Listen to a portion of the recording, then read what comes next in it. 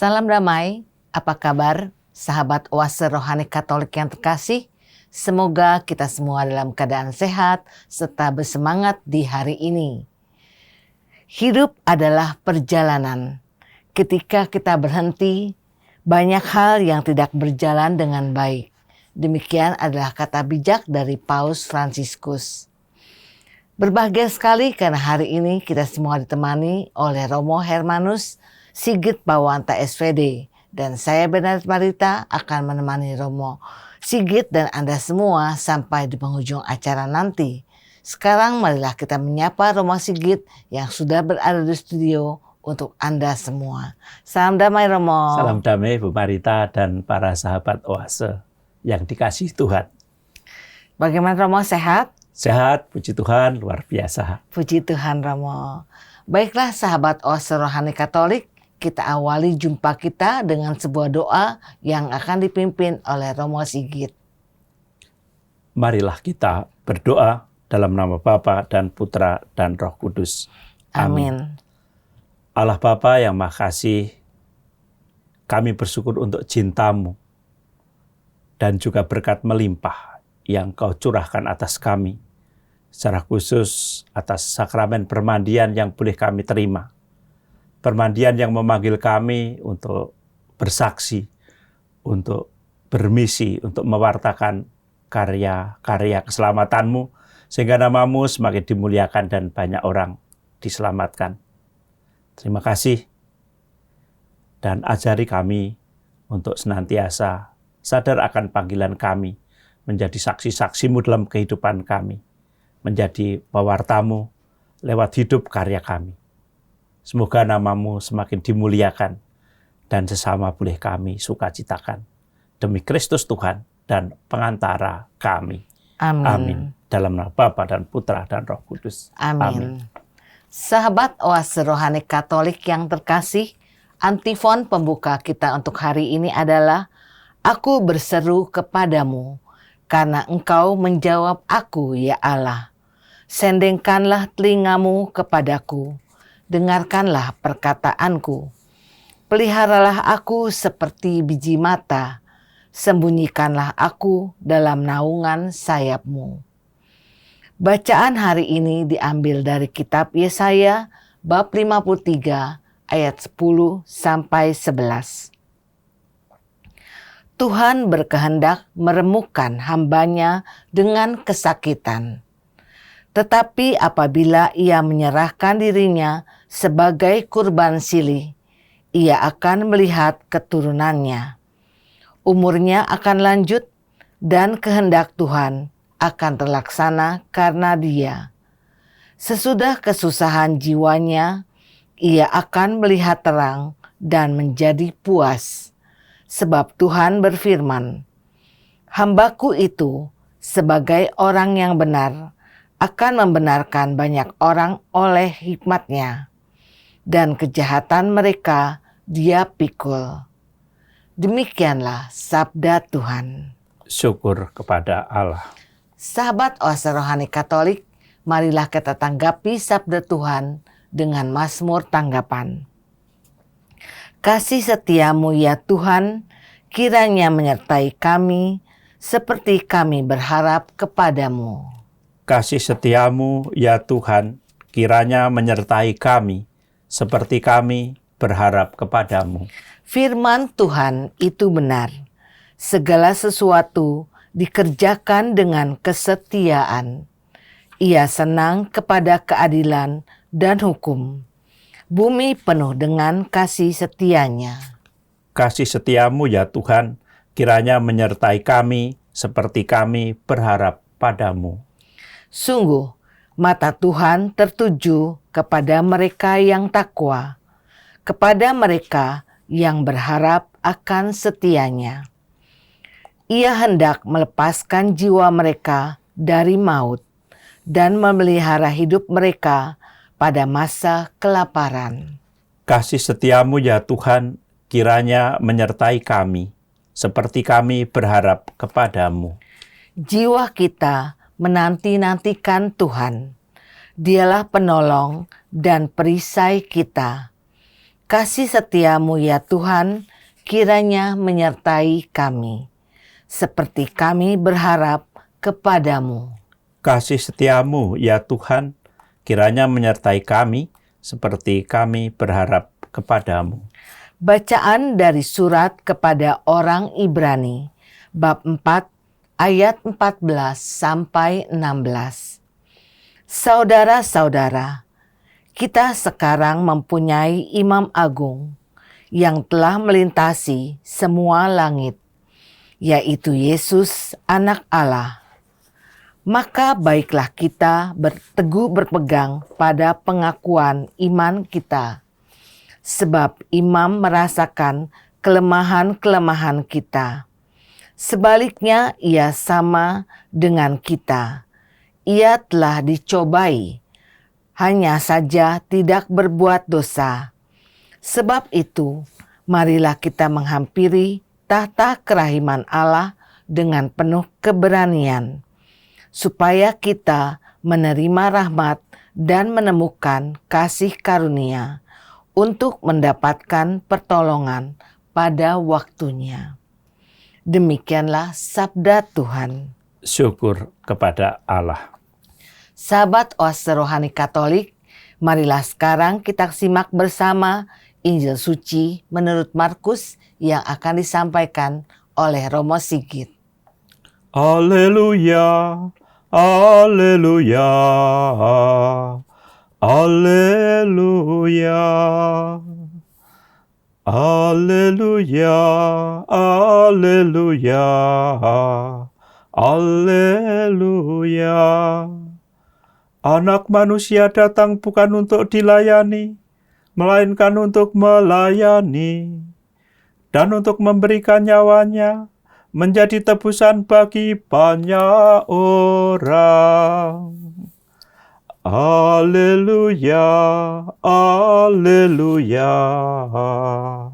haleluya.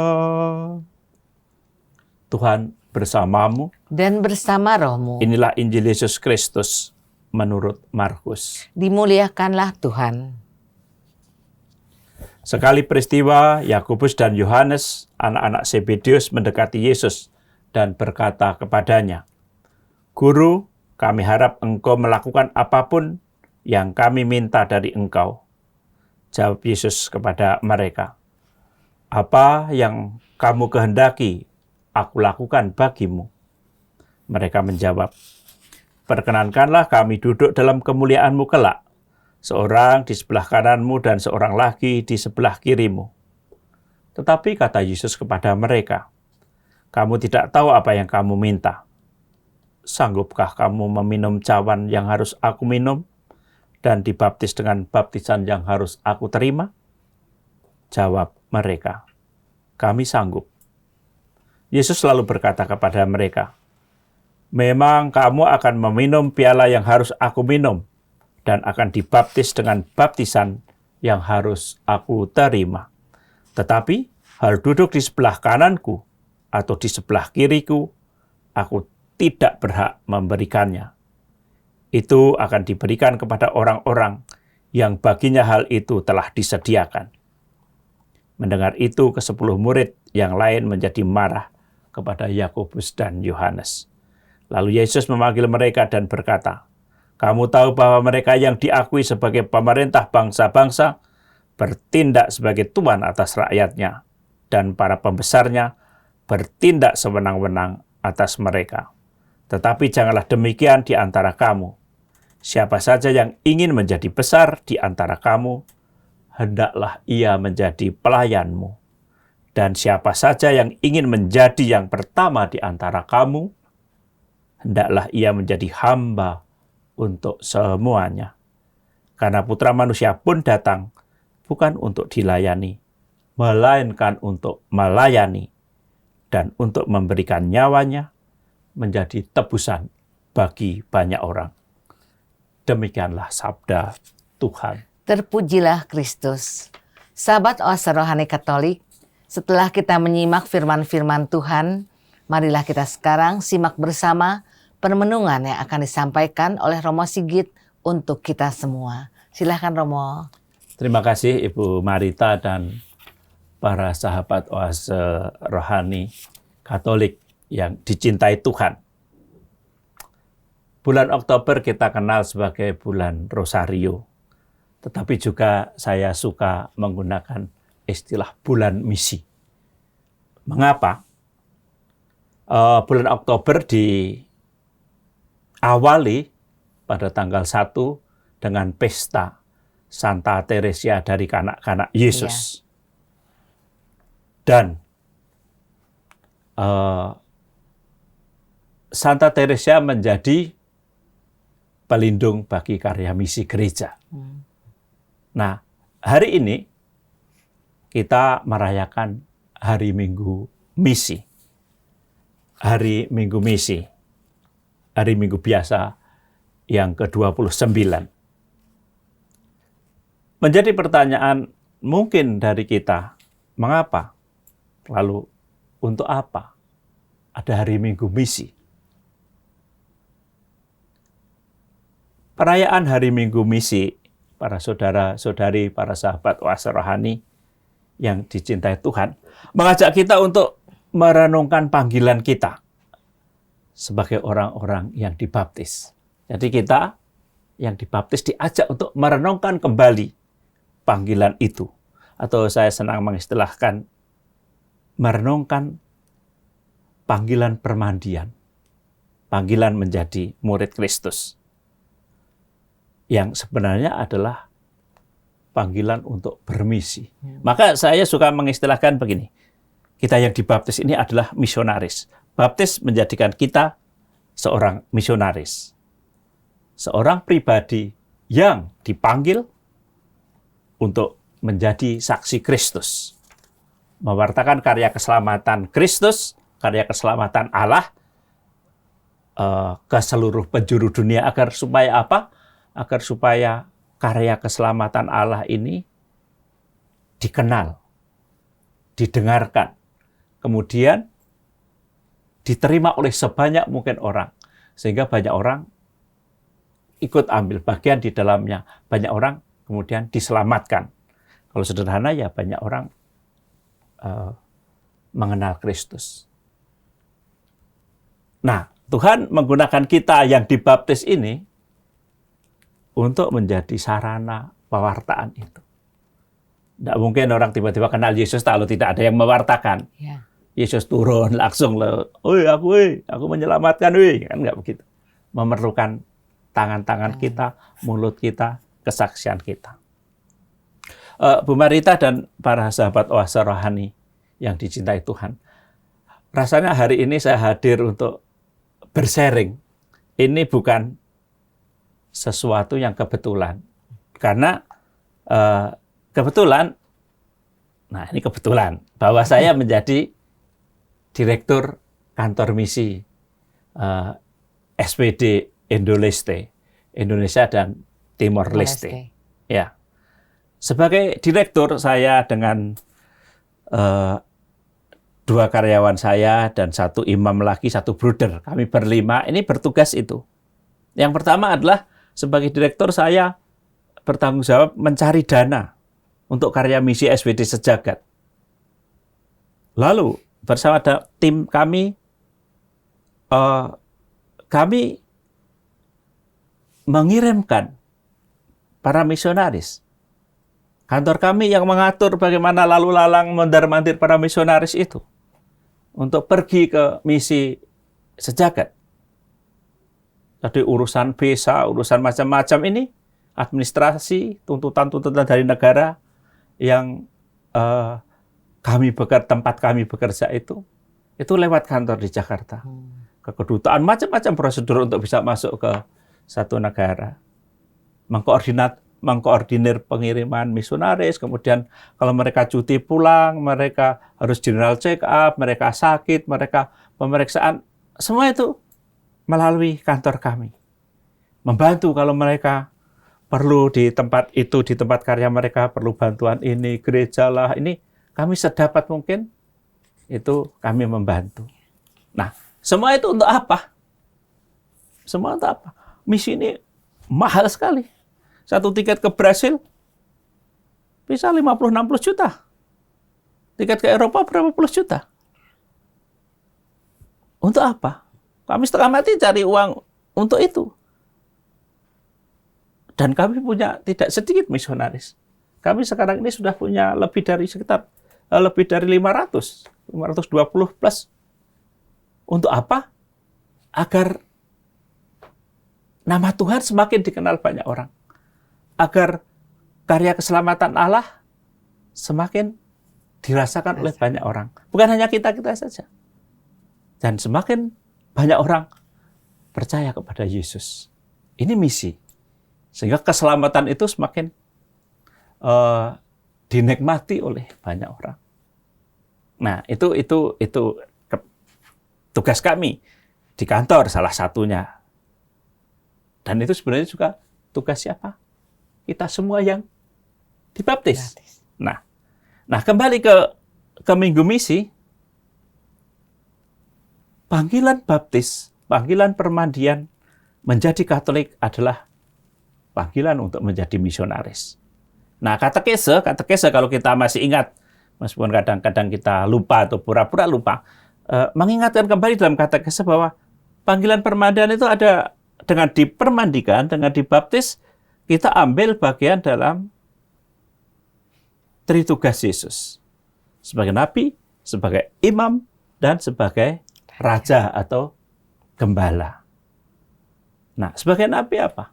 Sebagai nabi itu ya mewartakan kebenaran, mewartakan karya-karya Allah.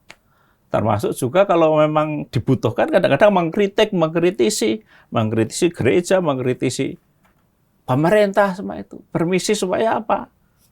Entah gereja, entah ini sesuai dengan rencana Allah, misi Allah. Kenabian kalau di kitab suci kita tahu banyak nabi yang dianiaya, dibunuh, dikejar karena mengkritik, mewartakan kebenaran. Lalu sebagai imam itu kita mengikuti ambil bagian dalam imamat Kristus itu apa? Ya kita menjadi kudus. Kita dipanggil untuk menjadi kudus.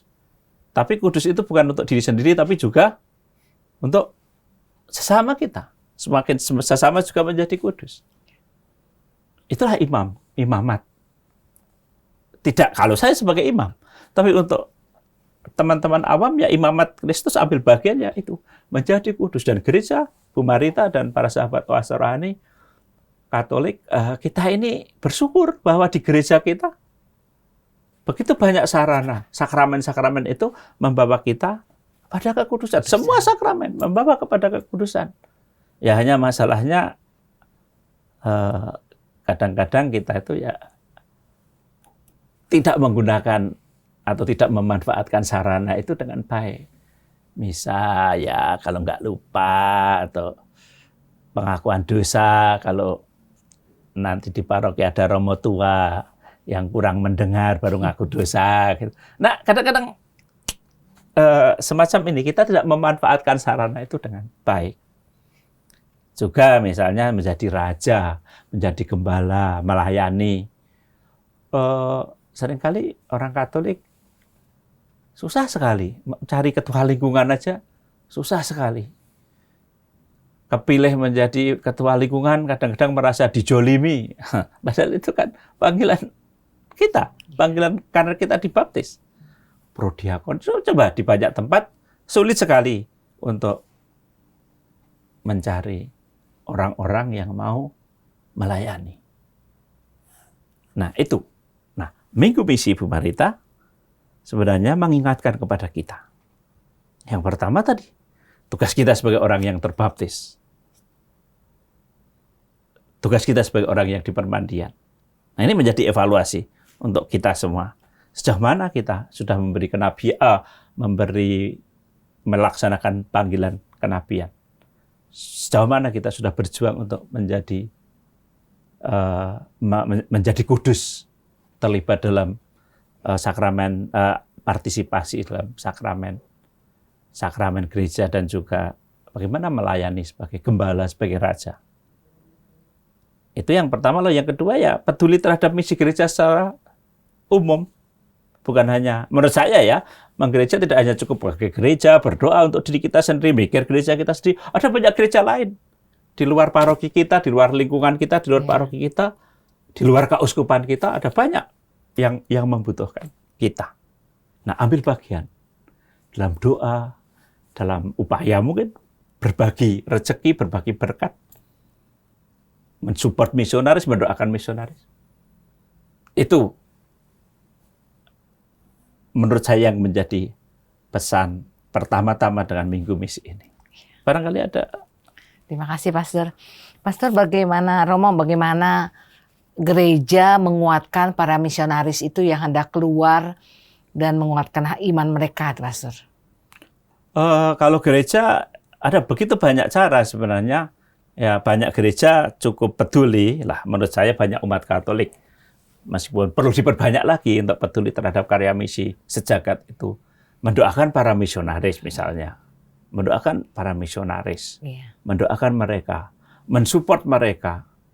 Saya ambil contoh, saya bekerja mencari dana itu, ya saya tidak tahu karena penghasilan tetap juga tidak ada, tapi Tuhan Allah mengarahkan menurut saya. Tuhan Allah itu selalu membuat mukjizat dalam kita. Saya ketemu orang, lalu banyak orang yang tanya kepada saya, lalu mereka membantu. Bu Marita dan para sahabat, ada orang yang, ya oke, setiap bulan saya rutin membantu 300.000, ada yang 100.000. Bahkan ada orang yang bukan Katolik, itu melihat, mendengar apa yang saya lakukan, teman-teman lakukan, membantu, menolong. Ya ada doa lah, secara doa, syukur-syukur bisa ada rezeki sedikit. Ada yang teman-teman yang cukup kenal di gereja SPD misalnya, ya mereka punya koin untuk misi. Kumpulkan koin 100, 200, 500, 1 tahun, serahkan ke kantor misi ke kami. Lumayan itu. Itu salah satu upaya.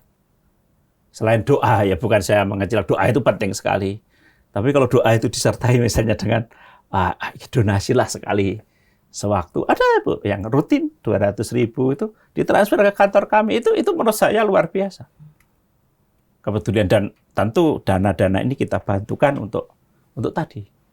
Untuk membiayai misionaris, kalau mereka sakit, urusan ini, urusan itu. Itu yang selama ini saya rasakan bantuan dari ya teman-teman, saudara-saudari Katolik, bahkan juga yang tidak Katolik kepada kami di kantor misi. Berarti mereka sangat mendukung sekali karya misinya, Romo, ya? Ya, tidak sedikit yang peduli, dan umumnya kan banyak umat Katolik kan nggak tahu. Ya. Ketika yang tahu ya mereka sangat membantu. Adakah Romo misalnya ketika diutus ke suatu tempat, lalu Romo tersebut merasa tidak cocok ataupun merasa keberatan dengan situasi yang ada di sekitar situ? Oh, selalu ada. Nanti pada bagian kedua saya akan bicara bahwa bermisi itu ada banyak juga kesulitan dan sacrifice. Ya. Seperti Tuhan aja datang melayani dan bahkan menyerahkan nyawa. Kalau kita yang menjadi murid-murid Tuhan ya tidak lepas dari konsekuensi itu. Ya, terima kasih Romo. Baiklah sahabat Oase Rohani Katolik, kita cukupkan dahulu perbincangan di bagian pertama ini dan kami akan kembali di bagian kedua nanti.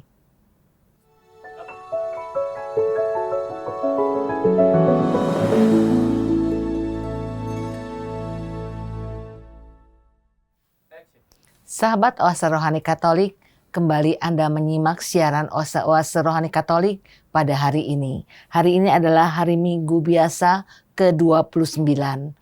Masih ada bersama kita Romo Hermanus Sigit Pawanta SVD dan saya Benet Marita akan menemani Anda semua sampai di penghujung acara nanti. Bagi Anda yang mau bertanya, mengirimkan usul atau saran, silakan Anda kirim ke alamat email kami orkkaj2021@gmail.com atau Anda dapat kirim WA ke nomor 0881 0251 33438. Baiklah, para sahabat Oase Rohani Katolik, mari kita kembali ke Romo Sigit untuk menyimak permenungan di bagian kedua ini. Silakan Romo. Bu Marita dan para sahabat Oase Rohani Katolik yang dicintai Tuhan. Tadi saya menyampaikan bahwa hari ini adalah hari Minggu Misi, Ya. dan kita diingatkan bahwa panggilan kita orang-orang yang terbaptis, yang dibaptis, atau panggilan permandian adalah panggilan untuk ambil bagian dalam 3 tugas Yesus sebagai nabi, imam, dan raja. Tadi sudah saya sampaikan bagaimana menjadi nabi, memberi kesaksian hidup, mewartakan. Saya menggarisbawahi juga kesadaran misioner untuk pergi bermisi. Lalu imamat Kristus mengajak kita untuk membangun kekudusan pribadi maupun kekudusan sesama. Dan sebagai raja gembala menggembalakan, membawa kawanan domba ke mata air yang sejuk, lalu ke rumput yang hijau.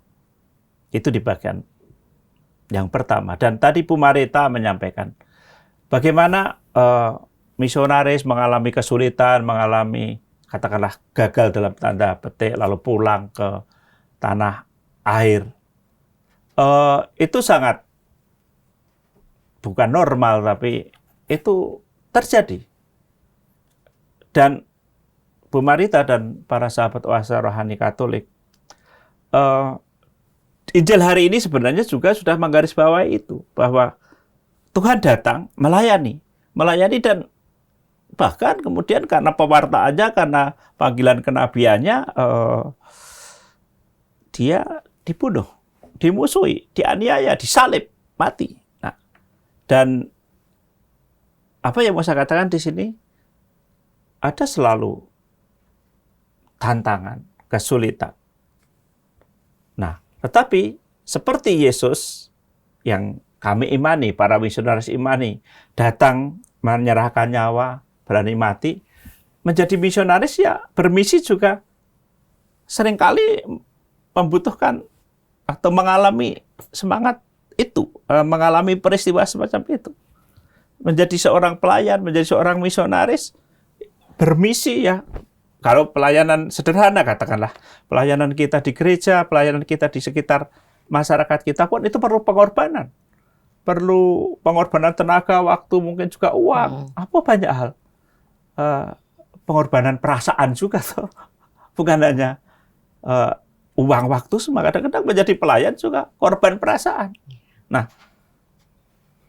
tetapi meskipun dalam pelayanan maupun dalam misi-misi kita ini juga selalu ada penderitaan yang mengiringi, kesulitan yang menyertai, bahkan kadang-kadang juga mati dalam tanda kutip, tapi ini hasilnya pasti sukacita. Dari misionaris kami yang saya kunjung, yang kita bertemu mereka yang sharing, sukacita. Sukacita. Meskipun sekali lagi menjadi misionaris, kalau saya lebih menekankan pada misionaris ya Bu Marita dan teman-teman. Nanti kalau Anda sekalian yang di paroki, melayani di lingkungan di mana, di tempat kita masing-masing, pasti juga ada kesulitan, tantangan tersendiri. Tapi saya akan bicara dalam konteks para misionaris kami. Ya kesulitan itu ya jelas, dari awal sudah sulit. Meninggalkan negara sendiri, meninggalkan keluarga. Itu bukan sesuatu yang mudah. Tidak banyak orang yang mau. Pergi untuk sebuah keyakinan, sebuah nilai yang mungkin tidak selalu bisa dibuktikan serta-merta. Berkorban meninggalkan keluarga, orang-orang yang dicintai, lingkungan. Kan tidak mudah. Seperti Abraham meninggalkan, ikut Tuhan, meninggalkan ketidakpastian. Meninggalkan kepastian menuju ketidakpastian. Mau pergi ke Eropa, jangan dipikir ke Eropa enak-enak begitu saja. Kita makanan berbeda, bahasa berbeda, budaya berbeda. Ini perlu satu perjuangan yang tidak mudah. Dan tidak sedikit yang mengalami luar biasa, mungkin stres atau apapun itu terjadi. Itu sangat manusiawi. Satu dua pulang. Karena sakit, karena kesulitan macam-macam.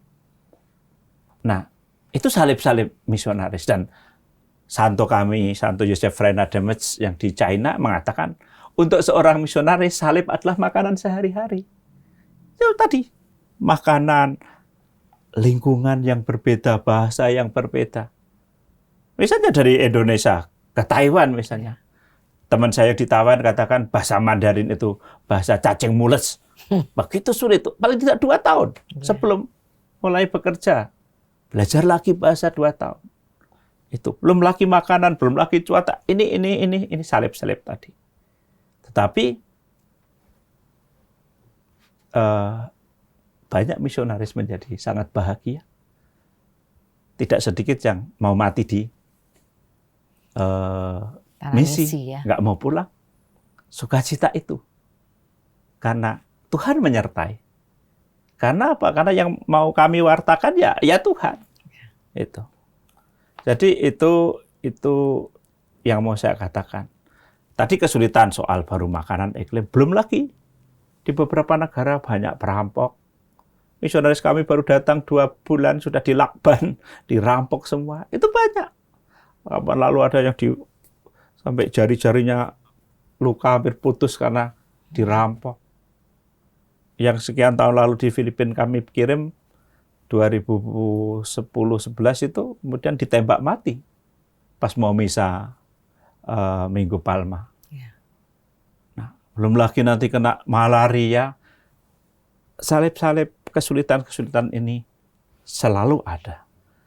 Tetapi ya ketika kita jalan bersama Tuhan, buahnya ya luar biasa. Kami punya Indonesia saja. Kami punya lebih dari 500 misionaris yang menyebar di lebih 70 negara sekitar itu.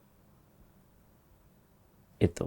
Nah, lalu pesan apa kalau saya untuk teman-teman sahabat Oase Rohani Katolik? Pertama, jalankan panggilan Anda sebagai misionaris di tempat masing-masing.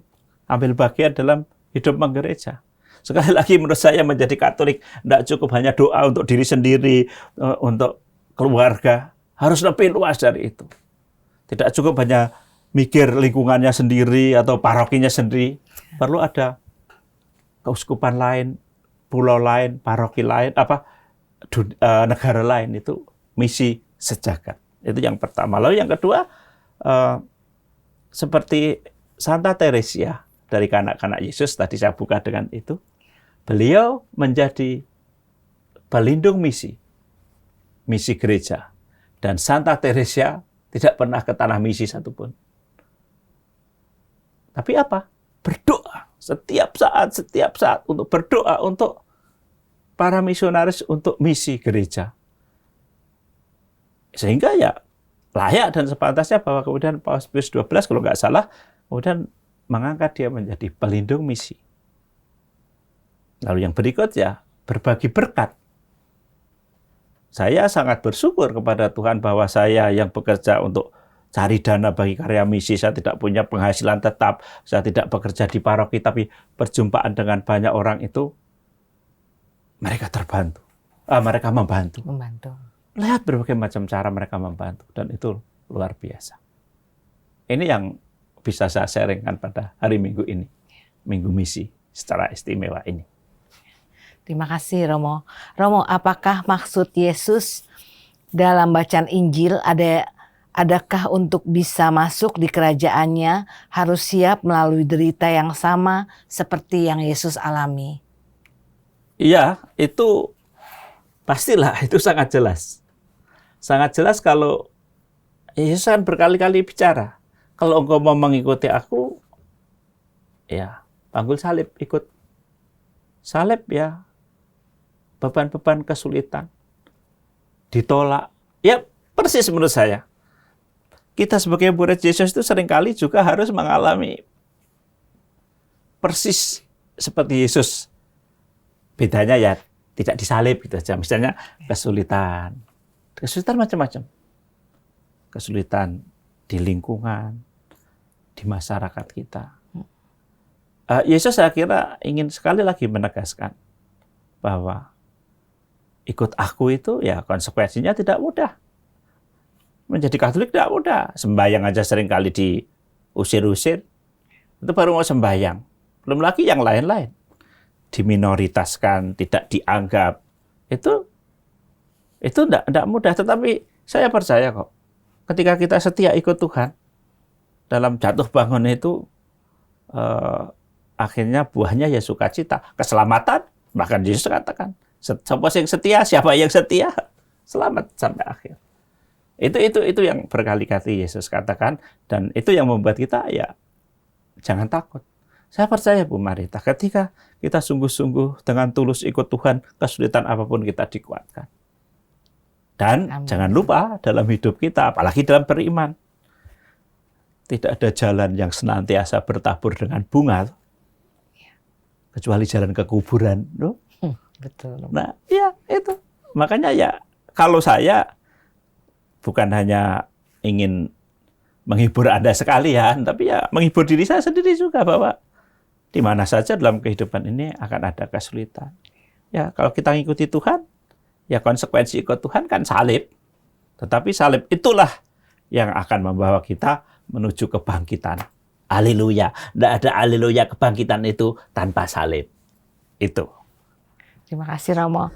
Romo, apa usaha terbaik yang dapat kita lakukan sebagai manusia agar dapat mendekati apa yang dilakukan oleh Yesus? Mendekati apa yang dilakukan oleh Yesus, ya pasti kita bukan Tuhan, kita tidak sesempurna Yesus, tapi kita apa sih, kita seperti carang-carang itu menempel pada pokoknya. Pokoknya itu ya meneladani, mengenal, semakin mendekatkan diri lewat kegiatan rohani kita, lewat firman-firman yang kita mengenal Yesus ya lewat firman-Nya. Kita nggak pernah ketemu langsung. Nah, kalau kita baca firman-Nya juga nggak pernah, mendengarkan firman-Nya nggak pernah, bagaimana mau mengenal? Lalu mendekatkan diri dan komunikasi. Doa-doa, maka doa-doa jangan disepelekan. Doa itu punya kekuatan yang luar biasa. Misionaris, orang beriman tanpa doa ya lama-lama kering. Tapi doa itu bukan saya suci, tapi doa untuk saya pribadi itu memberi kekuatan yang luar biasa. Banyak hal yang sulit bukan selalu diselesaikan dengan doa, tapi dengan doa kita dikuatkan untuk terus melangkah. Ya, terima kasih Romo. Romo, adakah pesan-pesan untuk sahabat Oase Rohani Katolik khususnya mengenai misi ini, Romo? Pesan saya ada, bahwa dengan permandian kita semua adalah misionaris dan dipanggil untuk bersaksi. Bersaksi lewat hidup kita sederhana-sederhana sehari-hari. Hal-hal yang kecil kalau kita lakukan, ini kembali ke Santa Teresia lagi untuk yang ketiga kali, bahwa Santa Teresia dari kanak-kanak Yesus itu ya katakan, lakukan hal-hal yang kecil sebagai ibu rumah tangga, sebagai karyawan-karyawati, melakukan hal yang kecil dengan sepenuh hati.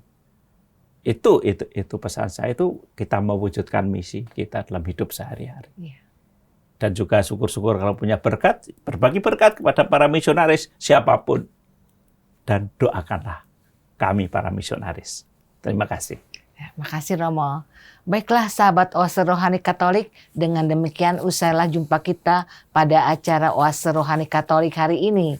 Maka Romo Hermanus Sigit Pawanta SPD dan saya Benat Marita undur pamit dari ruang dengar Anda. Kami mengucapkan salam damai, tetap semangat dan tersenyum. Marilah kita tutup jumpa kita dengan doa penutup dan berkat Tuhan melalui Romo Sigit. Marilah berdoa. Dalam nama Bapa dan Putra dan Roh Kudus. Amin. Amin.